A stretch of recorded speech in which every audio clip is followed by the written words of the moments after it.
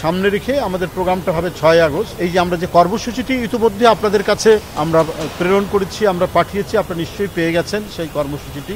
তো এই কর্মসূচিটি, সামগ্রিক কর্মসূচিটি যাতে যথাযথভাবে এটা পালন হয়, বাস্তবায়ন হয়, এই জন্যই এই কমিটি এবং এই কমিটির অধীনে যে উপকমিটিগুলো তারা দিনরাত কাজ করছে।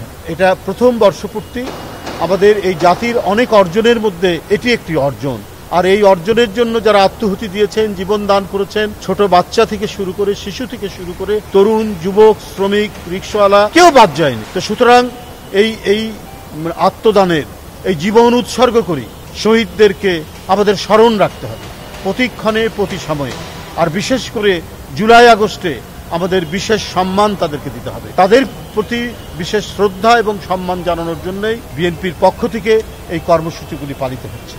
আমরা এমন একটি ভবিষ্যৎ নির্মাণ করতে চাই, এমন একটি স্বপ্নের ভবিষ্যৎ যেটা মানুষ স্বপ্ন দেখে, যেটা মানুষ কল্পনা করে, যে আমরা সেই সমস্ত দুর্বিষহ অন্ধকার যুগে ফিরে যেতে চাই না, যে প্রতিটি বাবা মা তার সন্তানের গুমের জন্য, তার বিচার বহির্ভূত হত্যার জন্য আতঙ্কিত বোধ না করেন।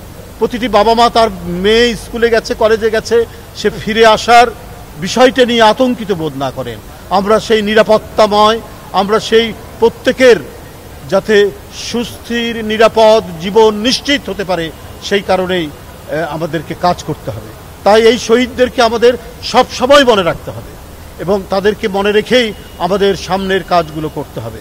আমরা এখন আরেকটি সংকটের মধ্যে পড়েছি। আমাদের অর্থনৈতিক সংকট আছে, সামাজিক সংকট আছে, নানা ধরনের মব কালচারের কথা শোনা যাচ্ছে। এগুলোর থেকে গোটা জাতিকে আমাদেরকে মুক্ত করতে হবে। প্রতিটি জাতির কাছে আমাদের যারা জনপ্রতিনিধি হবেন আগামীতে, তাদের প্রতিটি পদে পদে যাতে জবাবদিহিতে থাকে, সেই গণতন্ত্র নিশ্চিত আমাদের করতে হবে। এখানে একজন ব্যক্তি ক্ষমতাশালী হলেন, কেউ এমপি হয়ে গেলেন, কেউ জনপ্রতিনিধি হয়ে সে এলাকার গডফাদার হয়ে গেলেন। শেখ হাসিনার আমলে যেটা হয়েছে, আমরা সেই পরিস্থিতি তৈরি হবে না। জনপ্রতিনিধিরা হবেন মানুষের সেবক, জনগণের সেবক। আমরা সেই দিন, সেই পরিবেশ, সেই দিকেই হচ্ছে আমাদের অভিযাত্রা। বন্ধুরা, গত বছরেও আমাদের প্রবৃদ্ধি ছিল 4.2, এবারে নেমে এসেছে 3.9। কিন্তু এইভাবে অর্থনৈতিক পরিস্থিতি যদি খারাপ হতে থাকে, বিনিয়োগ যদি না হয়, তাহলে এটা তো হবে অত্যন্ত দুঃখজনক।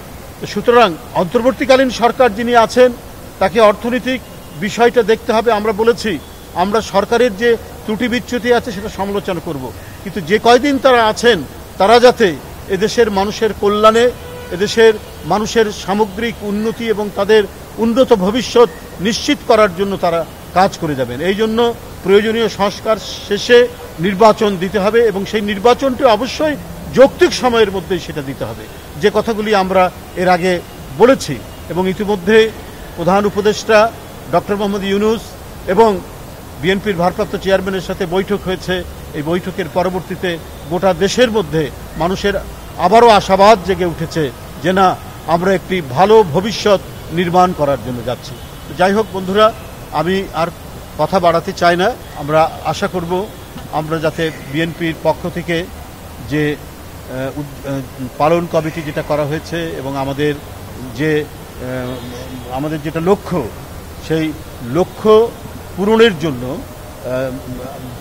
আমাদের এই কমিটিগুলো যে কর্মসূচি নিয়েছেন, সেই কর্মসূচি যাতে যথাযথভাবে বাস্তবায়ন করা যায়, সেটি আমরা সার্বিক প্রচেষ্টা নিচ্ছি। এবং আমরা বিনম্র শ্রদ্ধায় আবারও জুলাই আগস্টের শহীদদেরকে প্রতি শ্রদ্ধা জানাচ্ছি, তাদের আত্মার মাগফিরাত কামনা করছি। এবং 16 বছর যারা গণতন্ত্রে ফেরানোর জন্য লড়াই করতে গিয়ে হারিয়ে গেছেন, আমাদের কাছ থেকে নিরুদ্দেশ হয়ে গেছেন, ক্রস ফায়ারের শিকার হয়ে যাদের লাশ আমরা খালে বিলে বিভিন্ন জায়গায় আমরা পেয়েছি অথবা পাইনি, তাদের সবার প্রতি আমাদের শ্রদ্ধা জানিয়ে নিশ্চয়ই এটা আমাদের আশা, আমরা মানুষের যে আকাঙ্ক্ষা, যে নির্বাচনের কবে নির্বাচন হওয়া উচিত, এই নিয়ে বিভিন্ন ফোরামে আলাপ আলোচনা হয়েছে।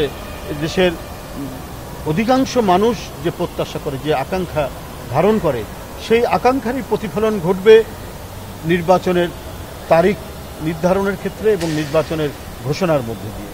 এবং আমরা মনে করি হ্যাঁ, এই বিগত যে ফ্যাসিবাদী সরকার ভয়ঙ্কর উৎপীড়ক সেই সরকার এদেশের মানুষের অর্থ লোপাট করেছে, পাচার করেছে, বিভিন্ন প্রতিষ্ঠানকে ধ্বংস করেছে।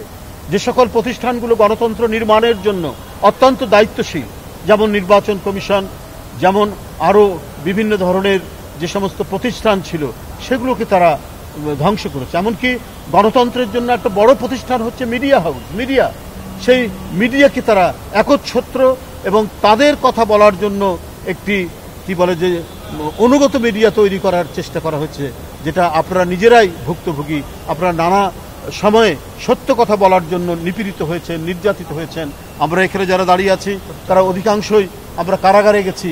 কত মিডিয়ার কর্মী, সাংবাদিক তারা যে সত্য লেখনের জন্য কারাগারের মধ্যে মাসের পর মাস জেল খেটেছেন, এটা তো জানেন।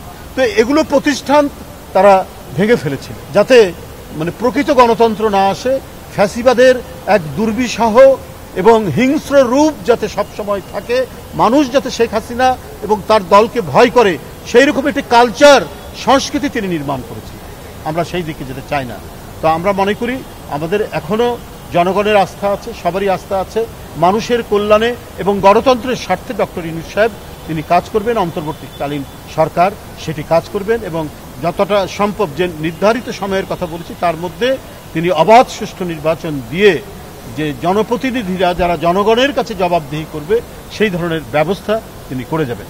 মানে সকল রাজনৈতিক দলের মতামতের ভিত্তিতেই তো সরকার কাজ করবে। যেহেতু সরকার বলেছেন, আপনারা সরকারের কোন প্রতিনিধির কাছে এটা জিজ্ঞেস করুন।